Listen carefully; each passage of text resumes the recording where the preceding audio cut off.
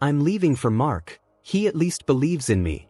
My name is Elliot Graves, 38 years old, Senior Project Manager at Silver Peak Technologies in Austin, Texas. I've spent the last 12 years building a reputation as the go-to guy for complex enterprise software rollouts, quiet diligence, zero drama. It's the kind of work no one at home gives a second thought.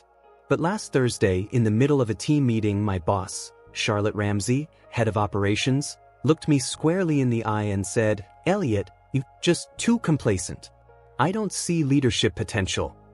The room went silent, and my pulse raced. Around me, others shifted uncomfortably, exchanging glances. This wasn't just a critique. It was a verdict, dismissive, personal, and public. My hands clenched in my lap. I said nothing. Charlotte moved on and assigned another colleague to lead our next big deployment. I stayed quiet, but inside, gears started turning. That night, after Lara went to bed, I sat in the dark of my home office, lit only by the blue glow of my dual monitors. The open tabs on my browser showed project dashboards, client retention metrics, and half-finished documentation, files that bore my fingerprints on every line, but someone else's name at the top. I wasn't angry. Not in the way most people imagine anger. No slamming fists, no yelling at the walls. It was quieter than that. Sharper. Focused. Like a knife being slowly drawn from a sheath. See, I don't yell. I plan. Charlotte Ramsey didn't just insult me in front of my team, she exposed a truth I'd tried to ignore for years. I was never going to be promoted. Not at Silver Peak. Not while she was above me. And I realized something else that night. She didn't understand what I actually did. And that gave me the leverage I needed. I opened a private spreadsheet I'd started months ago. Labeled innocuously as Vendor Map 2023, it was, in fact, a carefully maintained record of client dependencies, who used what features, who I'd onboarded personally, what workarounds I'd designed for bugs engineering never fixed. I had knowledge no one else did. Documentation lived in my head, or in folders only I used. Every time Charlotte asked for updates, she forwarded someone else's report. She never read mine. Over the next week, I worked with purpose, but made sure not to look like I was doing anything special. I came in on time, cracked dry jokes during stand-ups, submitted my reports. Behind the scenes, I compiled a secure archive of all client project plans I'd authored over the last 2 years. I removed personal credentials from a dozen automated systems where I'd been the original integrator. I began redirecting key clients to private calls, off-the-record check-ins under the pretense of white-glove service. In reality, I was reinforcing loyalty, to me, not the company. By the second Friday, I'd backed up everything. Email chains, credentials, deployment notes. A tidy USB drive lived in my jacket pocket. Redundant copies were encrypted and stored in cloud drives only I could access. Meanwhile, Charlotte seemed increasingly smug. I noticed she started inviting Connor, our charismatic but clueless junior, to leadership syncs. He was all charm and LinkedIn quotes. Charlotte loved him. Probably because he repeated everything she said with a half smile and nod. I gave it 2 weeks before he caused a critical client escalation. But that would be someone else's problem. I wasn't going to confront her. I wasn't going to argue. My departure would be silent. Surgical. Untraceable until it was too late. All I had to do was wait for the perfect moment. And as it happened, that moment was already scheduled, the Lexington rollout. The Lexington rollout was Silver Peak's biggest deployment of the year. A $4.7 million contract with a private healthcare consortium in Kentucky, involving 6 hospital systems and a custom data compliance layer. It had my fingerprints all over it, from the architecture to the timeline, the risk matrix, even the executive summary. And Charlotte? She hadn't even read the full scope doc. On paper, Connor was listed as the rollout lead. In reality, he barely understood how the client's legacy infrastructure interacted with our system. Charlotte insisted he learn by doing. It was the perfect storm. I made sure of that. 3 days before launch, I ran a final check on our staging environment. As expected, Connor had skipped 2 key configuration steps, one of which would cause authentication failures for every doctor's portal across the hospital group. I logged the issue, flagged it in our internal ticketing system, then quietly set it to low priority and assigned it to an inactive engineer on parental leave. Then I closed my laptop. Let the system eat itself. My official resignation email went out Monday morning.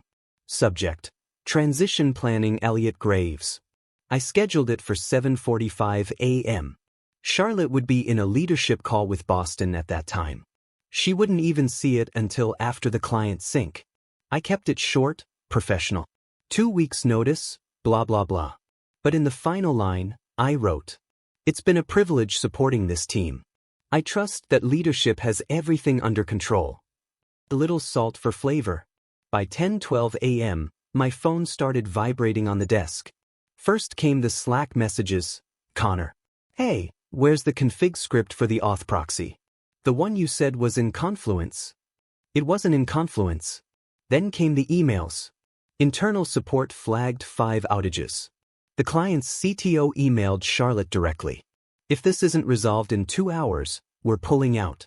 At 11:23 a.m., Charlotte burst into the open office with the kind of performative urgency that only appears when someone knows it's already too late. She didn't come to my desk. She went straight to Connor's.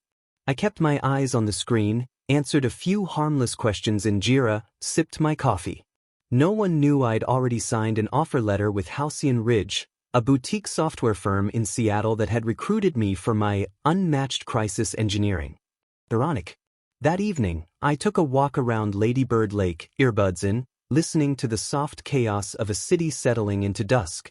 The sun dipped behind the trees as texts kept arriving. "Can you hop on a quick call? Are you sure about this timing? Elliot, please. Just 5 minutes." I didn't respond. Some exits are loud. Mine was clean. The next morning, I slept in. Not a dramatic gesture, just a quiet indulgence I hadn't allowed myself in years. No 6:30 a.m. alarm. No back-to-back status calls. Just the smell of fresh coffee drifting from the kitchen and the faint tapping of rain on the windows. My phone buzzed 13 times before I even got out of bed. By 9 a.m., I had 2 missed calls from Charlotte, 3 from HR, 1 from the CTO, and a Slack message so long it got clipped in the preview. Something had caught fire. Or more likely, everything had. I made eggs. Ate slowly. Read the times. Around 10 o'clock, I opened my inbox, not to reply, but to observe. Subject: Urgent Lexington postmortem at 1 p.m. Subject: Follow-up, critical deployment missteps. Subject: Client considering legal action, please advise.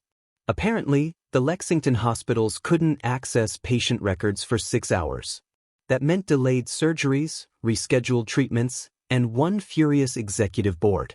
The compliance layer I had handcrafted? Misconfigured.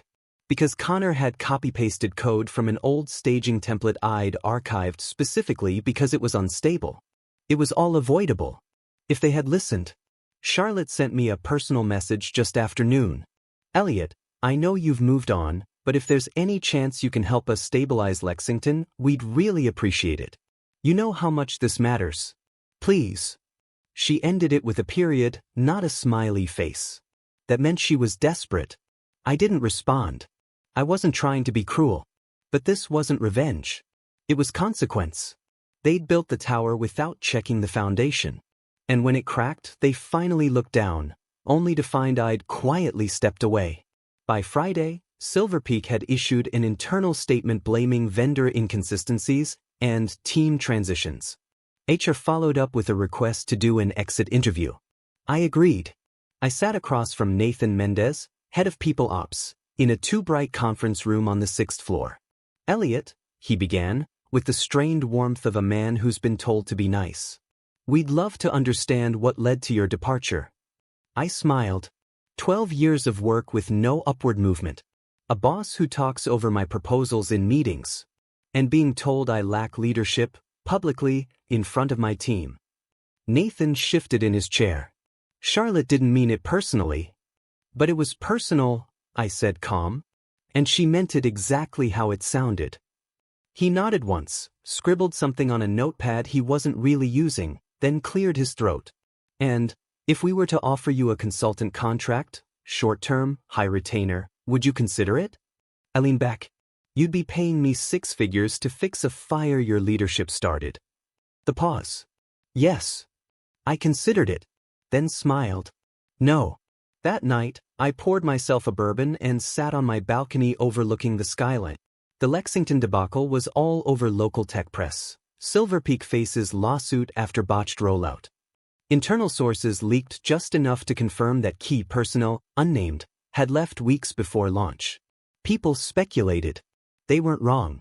But I wasn't going to clean up a mess I warned them about for free. The best part?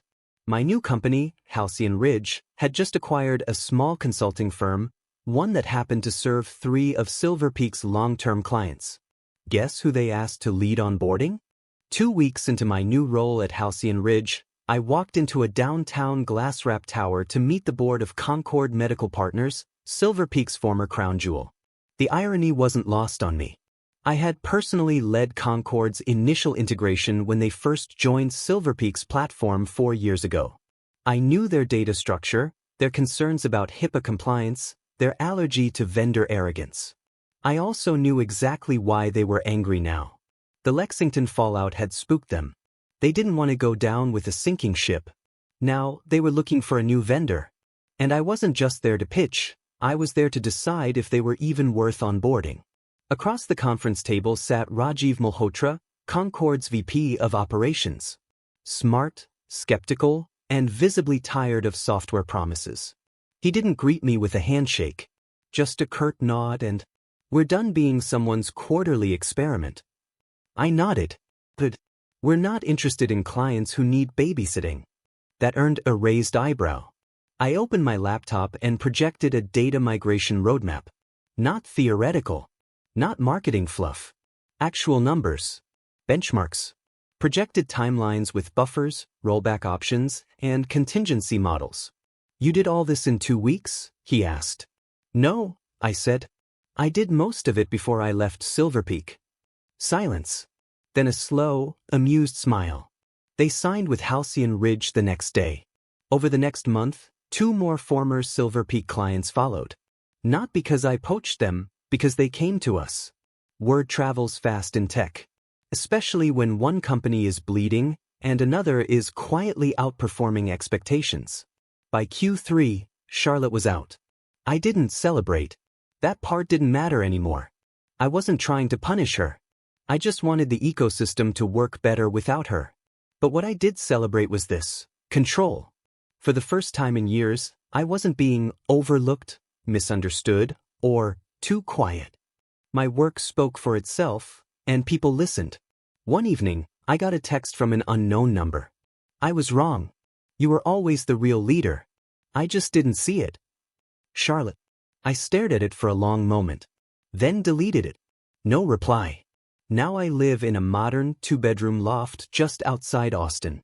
The floors creak less than the old place. The fridge isn't full of someone else's protein shakes. I spend weekends hiking the Barton Creek trails, sometimes with someone new, Dana, an architect I met through a mutual friend. She doesn't work in tech. She doesn't care about quarterly KPIs. But she listens and asks good questions and laughs at my dry jokes. The USB drive I once carried like insurance? Shredded. Gone. I don't need it anymore. Because I'm not the guy who gets left behind. I'm the guy who makes quiet systems run, and when I walk away, they fall apart. But when I build something new, it stays up. 6 months later, I stood backstage at the Southwest Enterprise Summit in Dallas, waiting for my turn to speak. The event was smaller than RSA or Dreamforce, but the right people were here: CTOs, compliance officers, decision-makers from industries where failure wasn't just expensive, it was dangerous. The panel topic? Resilience in vendor transitions. They wanted me to talk about Halcyon Ridge's explosive growth, how we onboard 3 healthcare clients in 1 quarter without a single data incident. What I planned to say was simple. Good systems don't fall apart when people leave. But bad systems? They expose themselves the moment you remove the wrong pillar. Across the room, I caught a glimpse of someone I hadn't expected: Connor. No lanyard, no company badge.